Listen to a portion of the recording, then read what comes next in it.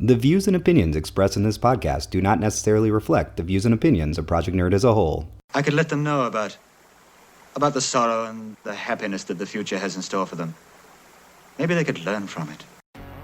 Let's dive deep. Let's dive right in. We're gonna dive deep into this. Let's deep dive into this. This is Diving Deep. This is Diving Deep. This is Diving Deep. Hey, pro nerds, it's Iggy here with another episode of Diving Deep, and I'm joined by fellow pro nerd, Josh from Sexy Nerd Science, and of course our events team. How you doing, Josh? Doing fantastic. Just got done 3D printing some stuff. Yeah, you were showing me a few of the cool things. So I'm going to be really honest with our audience here. We recorded much of what we're going to record here the first time around again a couple weeks ago. I've been so busy and I started cleaning out my computer, and I'm like, oh, these are all Nerdcast recordings. I can wipe these out because we've edited all these episodes and pushed them live. And a few hours later, I was like, oh crap, I got to post that Diving Deep this week. And I went back to go get the file to edit it. And I was like, I have cleared all these files out and emptied my recycling bin. And short of downloading some software and possibly paying for something, recovery was going to be hard, but that's okay. Josh wanted to spend more time with me anyways. So long story short, we're doing take 2 of a first part of what will be multiple episodes of Josh and I talking about the current pandemic, and leading it into some political and social issues. So saying that, I will also say, as it is said in the intro, even though I'm on these episodes, once again, the thoughts and opinions expressed in Diving Deep do not necessarily reflect Project Nerd as a whole. There are more than 40 fantastic members on Project Nerd. We all have different beliefs, different thoughts, obviously. So anything Josh and I share, although we're going to try to point you to a lot of fact and a lot of stuff, aren't necessarily the opinions of Project Nerd. But that's the joy of podcasting. We get to talk about all kinds of things. So Josh, now that I've done a super long intro, how you doing today, man? I'm doing fantastic. Been just sitting at home lately a lot, trying to keep myself busy in quarantine times and being unemployed times, which I'm sure we'll get into in the podcast. Right. So that's what we're going to get into. So this podcast series of Diving Deep we're about to go into, we really want to focus on the pandemic and how it's being handled. And we're going to do our best to not slam certain politicians, although we have very strong opinions on certain politicians. So it can't make too big of promises. But we do want to talk about how it's personally impacted you, myself as well, on the job front. I know you are no longer, as you said, employed. And then we want to lead into a little bit of things that you've been doing a lot of research on. And I'll let you get to that one, or talk on those points when we get to that. But let's go ahead and start with it. So as we said, unemployed now. You worked on the retail side in Walmart's, but not for Walmart, leading you to be continuing to work in what was, I think we'd both label a non-essential service, or at least to the degree it's done non-essential, in an essential business with high risk of basically capturing not only the coronavirus, but other things. So why don't you tell us a little bit about what you did before your 3D printing is what you're doing now, I guess. Yeah. So I was a multi-unit manager, a territory leader is what they called it, in charge of managing salespeople at 3 different locations. Before the virus, we were having some staffing issues. Some certain locations didn't have anybody in them, and I was the sole person in the store. I had somebody leave just before the pandemic hit.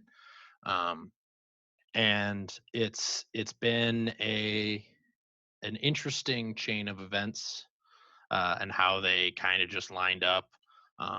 I was trying to not panic about this strange new coronavirus that was coming out, that a lot of people were like, being in the grocery store, seeing like toilet paper flying off the shelves and all these things, just really, I mean, non-essential items being bought in quantities that should not have been bought in quantities, seeing as how the fact that Walmart would still be open regardless. Short of a terrorist attack, I don't think we're going to go into martial law in Bellevue, Nebraska. So it was one of those things where I, I felt there was a lot of reaction happening quickly. So I was very vocal, trying to squash that down. Seeing old people, come into the store and not be able to get their essential toiletries or soap or sanitizers or things like that. Seeing Walmart itself running out of sanitizers and cleaning supplies because everybody's buying up all these sanitizing and cleaning supplies in mass quantities. Um, was just to me, an overreaction. So I started very quick being like, hey guys, we got to chill out. We don't need to be flooding grocery stores, buying up all the product. We need to be, you know, smart about this and not freak out and give into the fear. Um, and as it started becoming more and more prevalent in widespread in the United States. We went from 5 cases to 10 cases to 50 cases to then it was nationally spread. And I even had associates that I worked with, my boss, a couple employees that were you know at risk. They were quarantined by the Department of Health because they were exposed to somebody who had COVID-19 and could possibly have had spread it themselves. So once it started coming into our local news saying, hey, these Walmarts have been affected by these employees for this company, is when I really started to think, is my company doing the right thing? And I did not Right. think so. Right. And so to clarify what you're saying is your boss obviously ran multiple of your teams within Walmart. You ran on over a few Walmarts, and these people who have been exposed and, like you said, had been quarantined by the Department of Health had direct interaction or could have direct interaction with the locations that you were at as well. And along the way, too, you shared last time we talked about this, because again, take two, that it also led to basically the employees underneath you becoming zero in a way.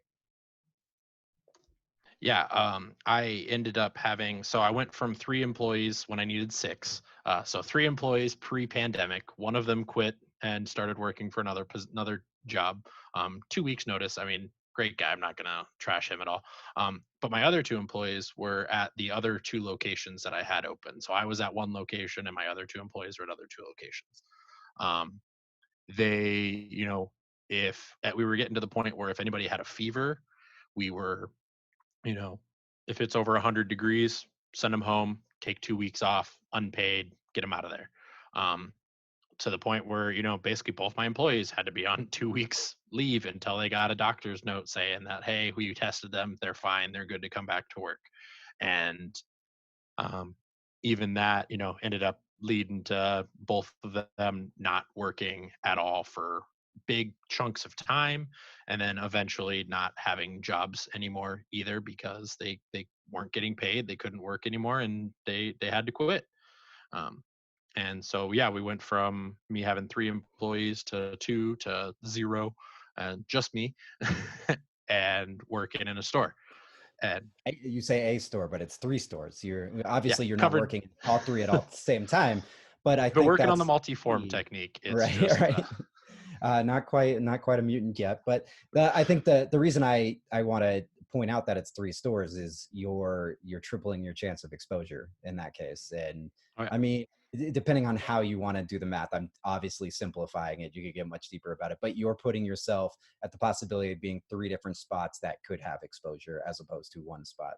So And exposing 3 different stores worth of if I do catch something, exposing 3 new markets to a virus. Like, I mean, a that's great thing that's to been my have. whole take on this quarantine and what people should be doing in general is no one exists in a bubble. And I might be able to champion through the virus. Probably not. I mean, I have asthma, so it would affect me a lot. But it would be one of those things where I might survive, but Right. somebody else that I infect, or somebody else that I infect, is these degrees of separation are. I mean, I think globally we're 5 to 6 degrees of separation away from everybody right now. Like, It's if well, you that's go yeah. out. It's crazy. And you mentioned you have asthma. You are very close, as we talked about last time. Obviously, in my case, I don't. My kids are incredibly important to me, so I'm not dismissing this. But obviously, those who are familiar with coronavirus, kids have, for the most part, been less impacted by older people, and so my family that's older is states away to where your dad is right there. So Right not up in the only living room. Yeah. right, so not only your asthma, somebody else who is over the age of risk, things of that nature. Okay, so you're 0 employees, all this stuff. I think tell the specific story of to where when you kind of hit, you kind of hit a, I don't want to call it a breaking point, but a turning point of where you're like, Yeah. this has got to change. So I mean, things were getting bad. A lot of businesses were closing. I was seeing how some companies were doing what's right and what I think would be right, and some companies are doing what I think was wrong. And we'll talk about that after. But I noticed, I'm sitting at work one day, and oh, by the way, our uniform is black on black on black. I mean, it's just we have to separate ourselves in look from the Walmart employees. Um, and I'm just sitting there and I'm like, man, I'm starting to get really hot. Like, I think I'm running a fever. And I text my boss and I was like, I'm drinking water. I'm not feeling good. I'm starting to feel warm. Like, I'm starting to freak out a little bit. Like, I want to go home and check my temperature, and if it's above a certain amount, I don't want to come back to work. And she's like, oh yeah, she's in quarantine at this time. And she's like, definitely go home, get yourself checked out. If it's over a certain amount, don't come back. And so I go home and like I call my dad on the way home. I said, Dad, go lock yourself in your room. Come out when I tell you to. Like, get all the disinfectant spray ready. Like, we're gonna have to clean up when I get inside. And I like rush inside like I'm about to perform surgery, just like not touching anything. Um, grab the thermometer, put it in my mouth, and I'm 99.1 or like 98.9. Like, it was nothing. And I'm just like, okay, maybe I don't have a fever, but like psychosomatically, I just freaked myself out a lot. Right. And it got to the point where I was like, I don't want to have to do this for real ever, ever. And so I decided, I talked to my boss and I said, hey, effective immediately, I'm gonna take a sick day today, and I'm gonna take my vacation until all my vacation days are up. Hopefully by the end of my vacation, we have some sort of way that I can work from home, or we can, we have some stay at home that our business is like, hey, you'll still get paid, or we'll lay you all off and we'll hire you back later. I need something else. So I ended up taking my vacation for, I had about 130 hours of vacation, so a good couple weeks. I was saving it up for con season. I mean, that's Right. That's that's it. We don't take vacation during the winter. yeah. The So rest of the people that are familiar with what we do at Project Nerd, they're probably the same. You don't take yeah. vacation until con season starts. So yeah, I had a ton of vacation time and a lot rolled over from the year before. So it was just something where I'm like, okay, I can do this. I can sustain myself for a while. So I took vacation. Um, and by the time my vacation was running out, so about 3 weeks later, I have like half a week of vacation left, and I'm starting to freak out because my boss is now back at work. She did her 2 weeks quarantine. She was feeling okay. She goes back to work. Other employees have since gone on to quarantine.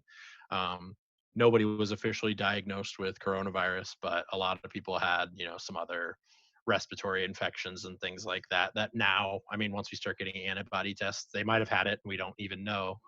Um, but we, I decided, I'm just not going back. So I started doing my research. How can I not go back to work, but also not screw myself over financially, get my car taken away, not be able to pay to live, get my cell phones turned off. Like, how do I survive Yeah. and not go to work right now? I mean, a question that more than 25 million people in this country are asking as At well. least 1 in 5 right now. Yeah. And as of right now, it's 1 in 5 people in the United States are It's currently insane. collecting unemployment. Um, and it was a question that I had to ask myself. Okay, so I am employed by an employer who will not lay me off, who will not let me work from home, where if I quit, I do not get benefits. If I get fired, I do get benefits. If I try to get fired or ask to get fired, I don't get benefits. Right. Um, it was this real pickle that I got into. I started looking at some legal jargon. I contacted Nebraska Legal Aid, and was like, listen, I see in the unemployment benefits, it says I can quit with just cause. What does it mean to have just cause? And they told me that if I go to a doctor and my doctor says you're at high risk, you could possibly infect other people, or suffer dangerous consequences from being infected, get a doctor's note excusing me from work until the pandemic's over. So I got a doctor's note saying, hey, I can't do this, I gotta be gone. um, and my boss was like, hey, I understand we don't have a work from home option, we don't have anything for you, so what do you want to do? And I said, well, if I need to, I guess I'll quit. And I was assured by the state that that would be just cause. So by me quitting for health reasons and my work not being able to accommodate via health reasons, I was able to resign with just cause and be able to file for unemployment benefits. And since then, not only get my unemployment benefits, but also get the CARES Act on top of that to make about what I was making before while working. Right. And so if we release this video, by the way, those that are watching the video, I'm trying to straighten my camera. This is a new background and setup for me. We've got some cool things going. Josh's background's virtual, so he gets a little bit more leeway with what I'm doing. So I definitely am fascinated by this. And this is why I asked Josh to join me for the series, which eventually led to us having some other great conversations, which obviously, like I said, we'll have more episodes. But how many of you mentioned 1 in 5 are collecting unemployment? And how many of those people, and how many that are still working, are high risk health, are in a position where they can't do it? And so that's why I thought your experience was valuable there too, because like you said, you can't quit and still collect unemployment, and especially in states where you can get that extra 600 a week. However, at the same time, it's like jobs that may not be essential, or maybe somebody who's in an essential job who just does not have the health to do it, need other options. And so again, you found those resources, you were able to use it.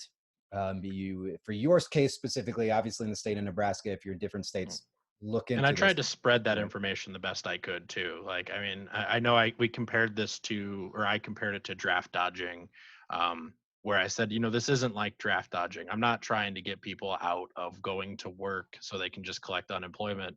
You have to have a doctor actually sign off that this is a health concern for you, and therefore that's why you can't go to work.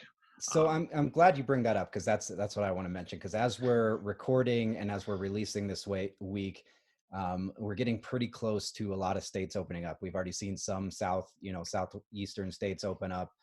I'm in Colorado. It's opening up this weekend with safety measures. Illinois, where we have a big listening, is done, and Nebraska, where we have a big following, has This just weekend. never closed. Yeah, you guys, so we never closed, but we're starting to open up businesses again this weekend. right. So you guys so never a lot had of the my shelter server in place, friends but are, there was still a lot of stuff. There was still a lot of businesses that were closed. So there's definitely ways. But what is really happening right now, the conspiracy theories are running wild, and the quote unquote grassroots movements of open up states, which are not grassroots movement at all, have already been proven to be astroturfed by right-wing lobbyists and well as pro-gun groups, have been pushing for it to become a big deal, and we've seen videos spread.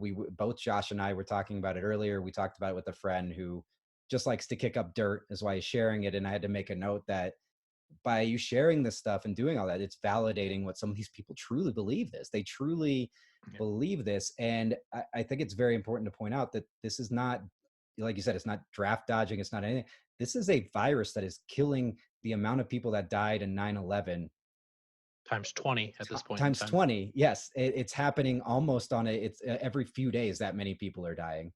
It has now surpassed the deaths of this flu season. So the argument of this being the Wu flu.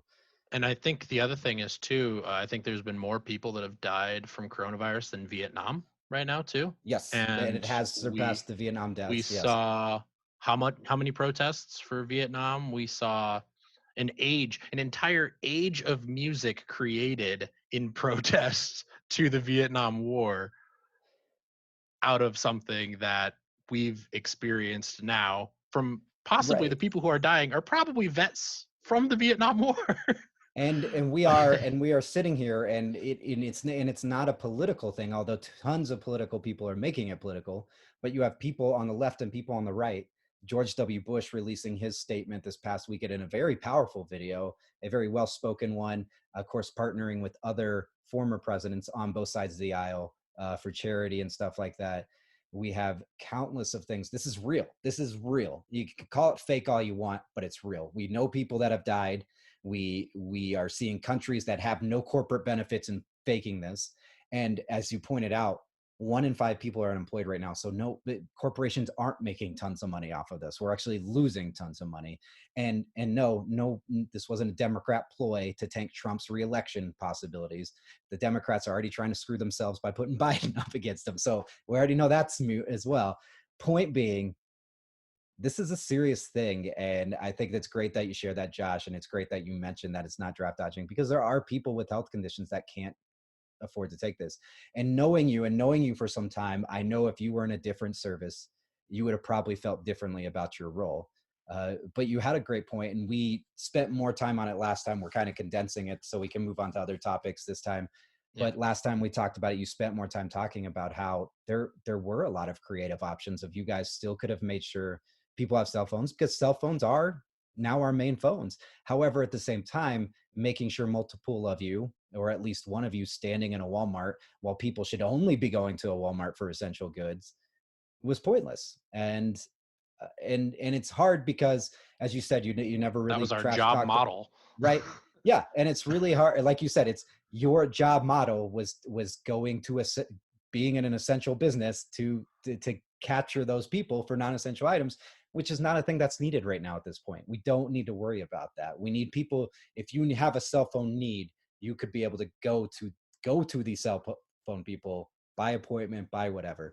So I think there's a lot of takeaways there. Obviously, if you're not in Nebraska, or if you're in Nebraska too, do a lot of research on it. Some states may require something different than the doctors know, things like that.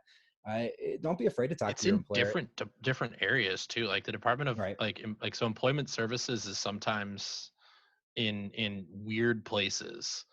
So I mean, it's one of those things too. You gotta do your research on it. And for anybody that, if you reach out to us and want one of us to do some digging, we'll do some digging. Like at least I will. I had somebody in Arkansas who was like, "Hey, how do I do what you're doing in Arkansas?" And I was like, "Well, let me check." And they basically took like word for word everything that Nebraska had was theirs. So I was Right. like, we're not too different. So here's what you Yeah. need. There's a lot of, and for people that don't want the federal government intervening in their lives, there is a lot of laws that are similar across the board because they were set federally, or there was some restrictions put in place to protect people, exactly what we're talking about. So I really wanted Josh to share that story. I really wanted to talk about it and it be a topic there. And as we met on it and we discussed it, there was really no way to keep the politics out of it, even without getting political or saying one-sided. This has become a political storm. And the example being is that you look at many of countries who have gotten the testing more quickly, have done stronger shelter in places, didn't have the protests we had because they don't have the lobbyist groups like we do. There was a lot of things. And as soon as it started, and as soon as legislation was needed in place to help protect the people of America, there was fingers pointed across the aisle on both sides. And whether you feel strongly about one side like we do or not, it still was there. And we're seeing without even just saying we're anti-Trump, you're seeing Trump and his team stumble a lot on this.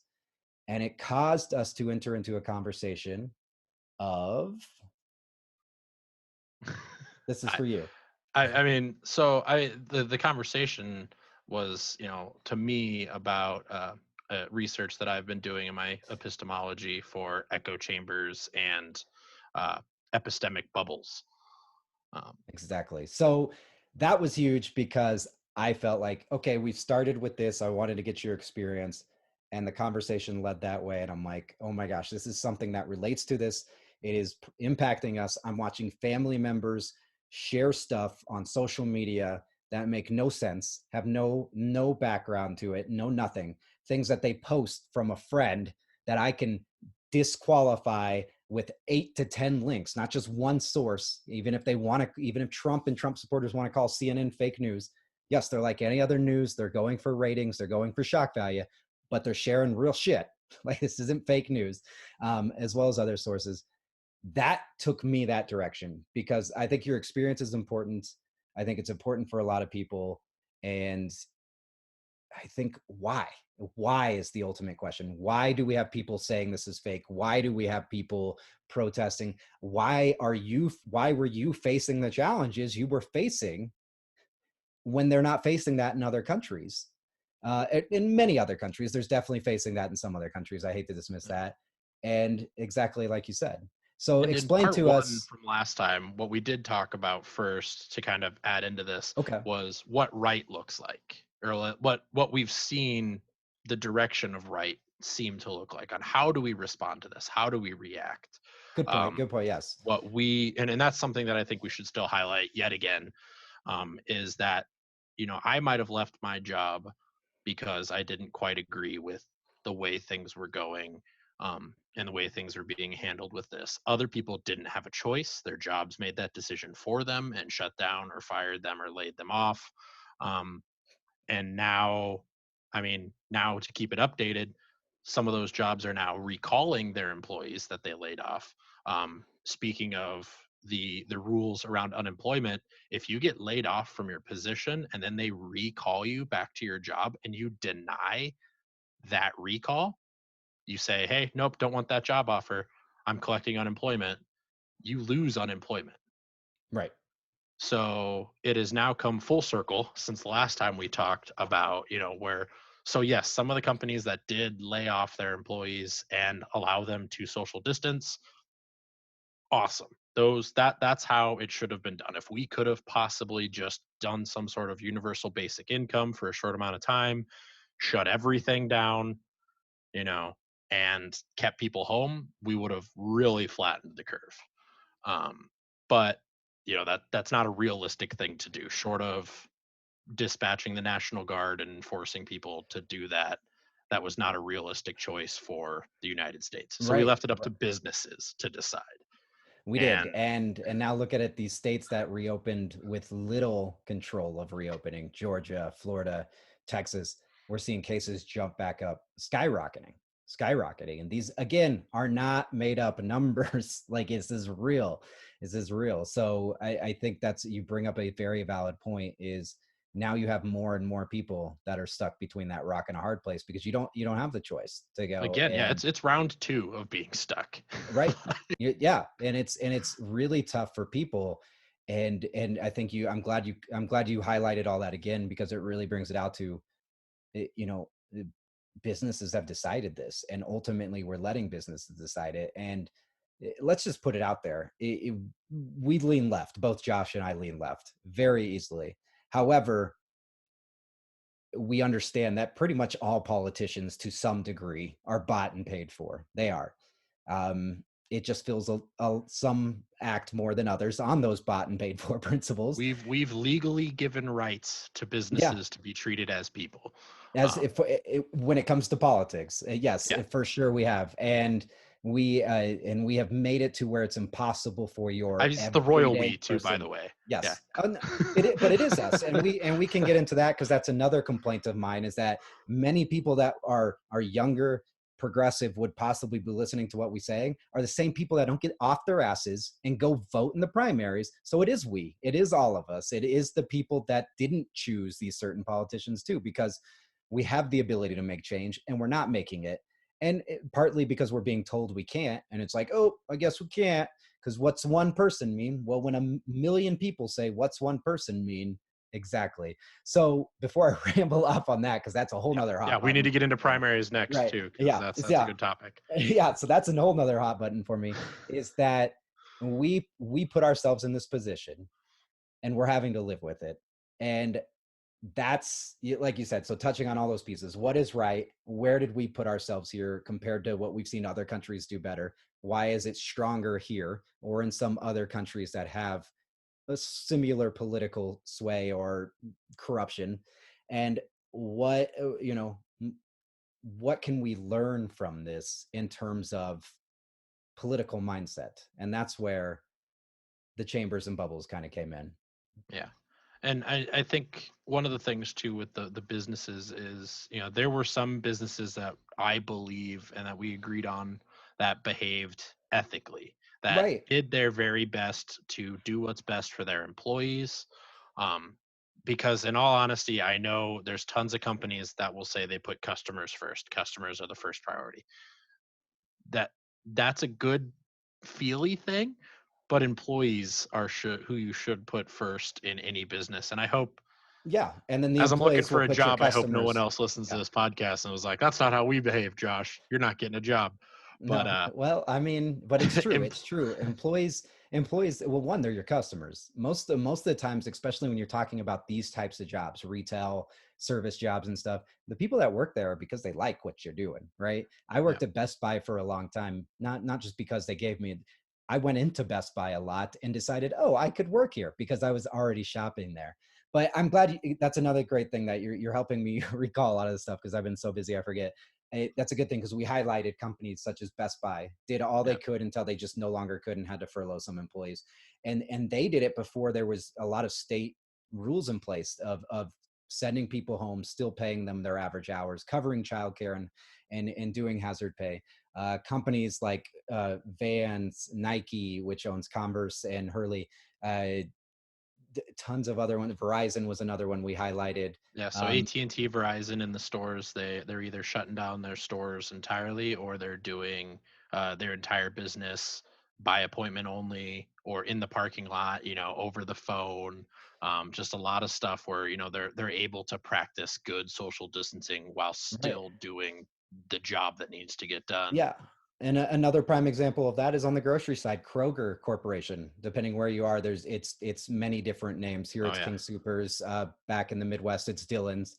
It's all owned by Kroger, and they gave hazard pay. They immediately started reducing the people in store. They reduced their hours. They increased cleaning. They reduced people hoarding, just taking stuff and hoarding, all on their own action before it even became either required or suggested by law, and very well took care of their employees and customers too.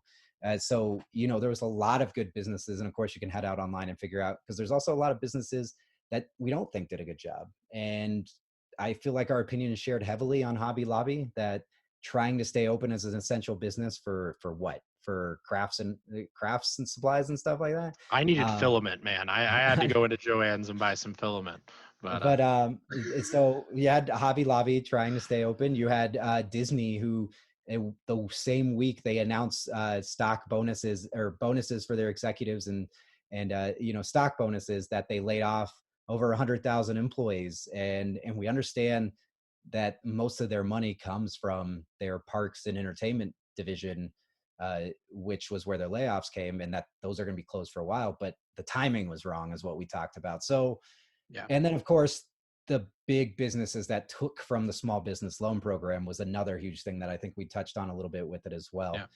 All right. Especially us knowing plenty of people with small businesses that can't get anything Exactly. from it now because these larger businesses. Now, since then, a lot of the businesses, the universities, things like that have changed their course. I have seen some, so to touch on some positive things, University of Nebraska is going tuition free um, for state residents, tuition free for college, so long as you make under a certain amount of money.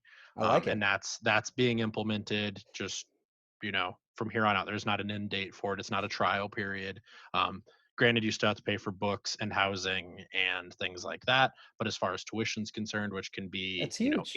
80% of your cost of college, um, is now covered by the state, because they recognize that there's a ton of people that are no longer, there's a bunch of colleges out there, private colleges especially, that continued collecting tuition from people and Right. just like, hey, school's closed, but we're not giving you your money back. Yeah, and um, more in the room and board stuff that they collected, even though they're yeah, not feeding them anymore, not boarding them. All right, so as we are running out of time on this first episode, I want you to yes, define epistemic bubbles and echo chambers. That way, we can kind of launch that into how that might help us on these things going forward. You mentioned certain things here.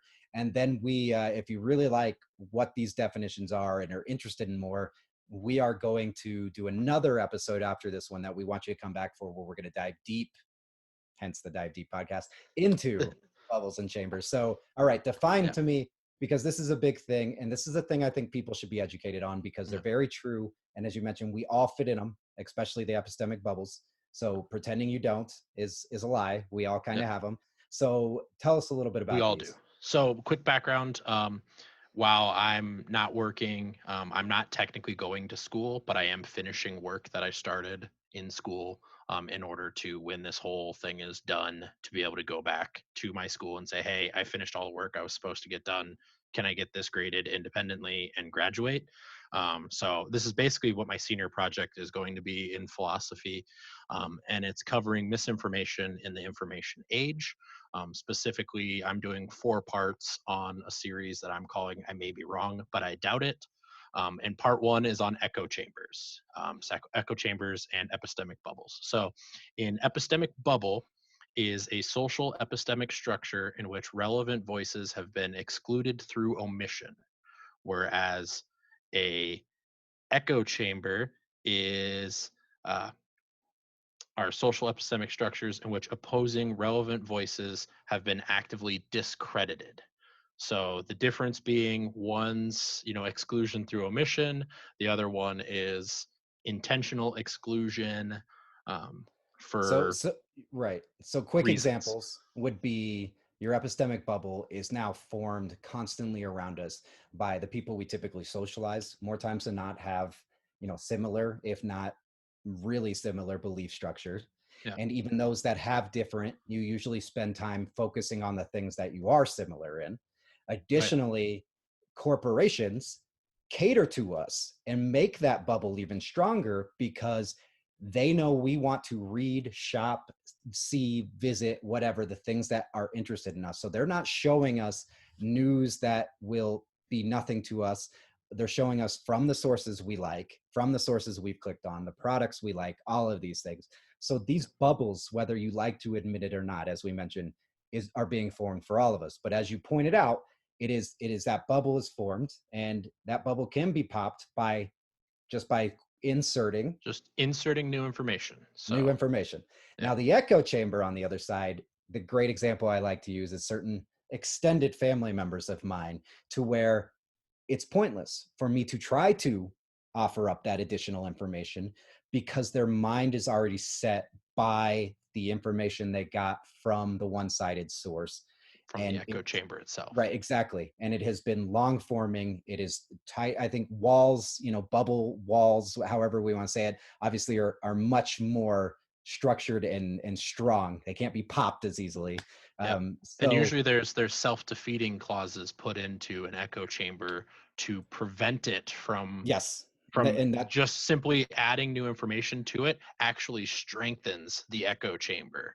And that can be something as simple as somebody political making the words fake news super trendy and good, to something as more complicated as somebody over time hearing from the same source a discredit of another credible source, to where now if anybody uses that source, it's automatically dismissed.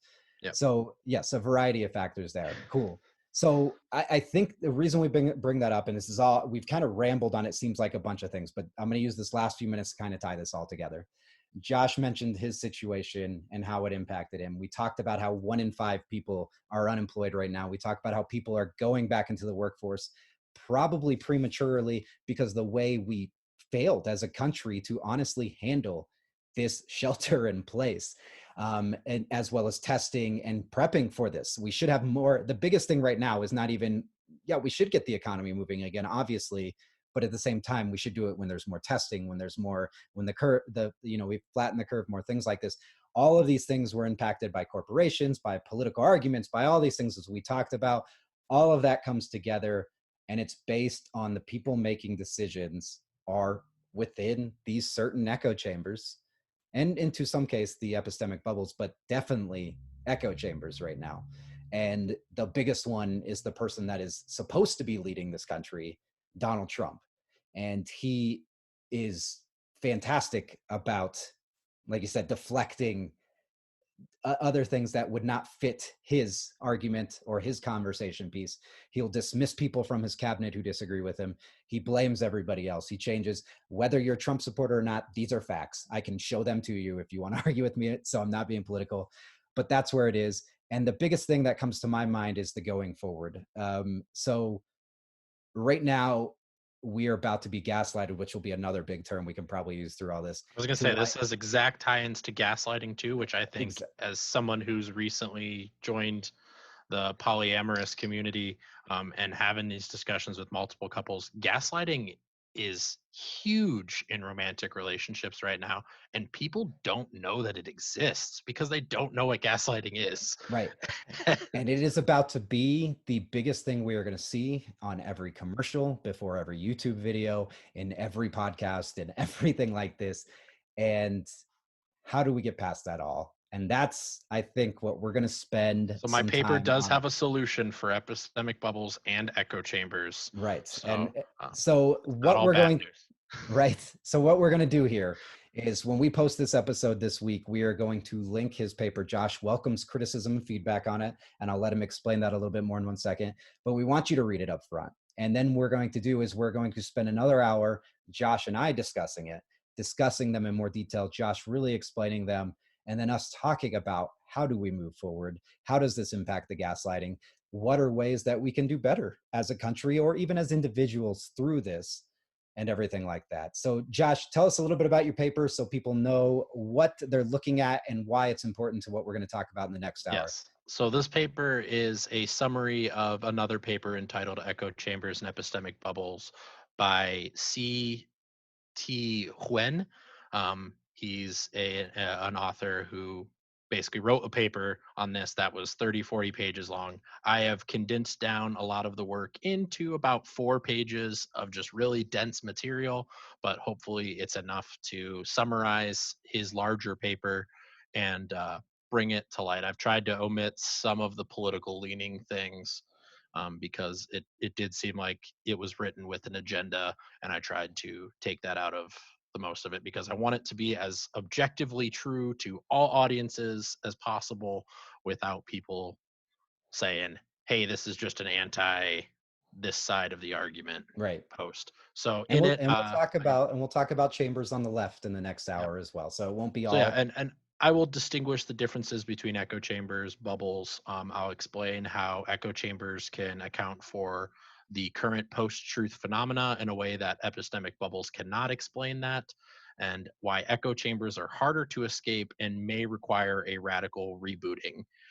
in order to escape that. But there is solutions for escaping echo chambers and epistemic bubbles. So awesome. Well, Josh, thank you for hour 1 of what will be our coronavirus series here. I guess we'll figure out a more clever name than that. But I hope if you guys tuned in, you picked up something. If you disagree with us, we're always welcome your feedback. Drop it in the comments, either over at Project Nerd, that's project-nerd.com, or on any of our social media. We are on Facebook, Twitter, and Instagram. You can also send us a message too. And of course, if you're picking up this podcast on our podcast feed, whether it be Google, Apple, Stitcher, Spotify, or any of the other ways you get our fantastic podcast, make sure you check out projectnerd.com/podcast to catch up with all the amazing podcasts we have going. Obviously, Diving Deep is much more serious, but on the same station right here, we do have the Nerdcast as well as other entertaining ones. And of course, we have many other great podcasts across various stations that you can check out and subscribe to, and we encourage you to do it for all of them. All right, Josh, thank you for joining me today. This was a fun hour, an interesting hour. It's going to get me revved up for our next discussion. You and I are going right into it, but everybody else, you'll have to wait a couple weeks for episode 2. Thanks for joining us for episode 1.